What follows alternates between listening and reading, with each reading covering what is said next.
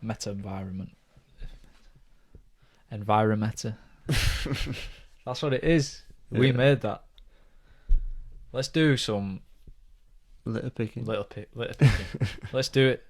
Made me feel good. Yeah. Did. And it's something that starts. This is how it starts. On your street at home, you may have a plastic bottle kind of really scrunched up, stuck down the curb. Maybe you don't, but if you do, don't walk past it. Take pride in where you are, where you live. It's your street. The way I look at that is like, if I pick this litter up off my street, right? If it had dog shit on, I'm not picking it up. Put it that way. But if I pick it up, it brings the value of the street up. Monetary. That's it. If you take pride in where you live, it's the people that make somewhere valuable. Not necessarily the houses, because valuable people will create value around them. Wow. I've lost it. I've absolutely lost my head. Jeez. It's been a while.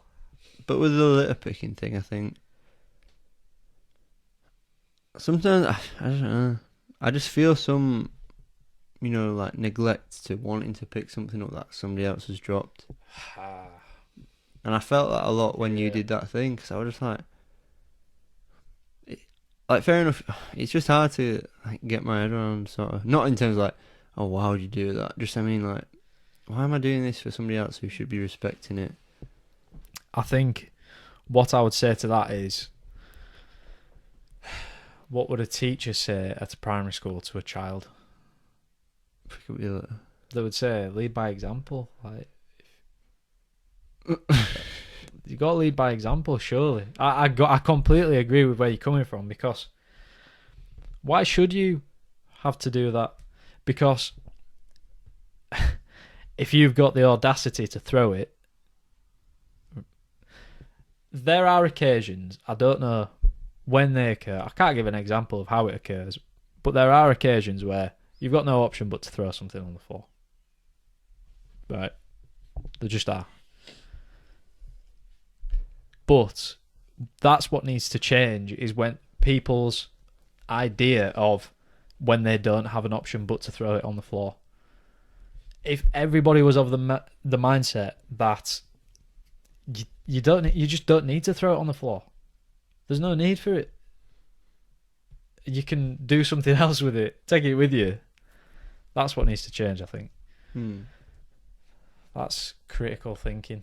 Yeah, I mean, I think you pretty much just changed my thought on that indirectly, almost. Yeah. Because then I started thinking like lead by example.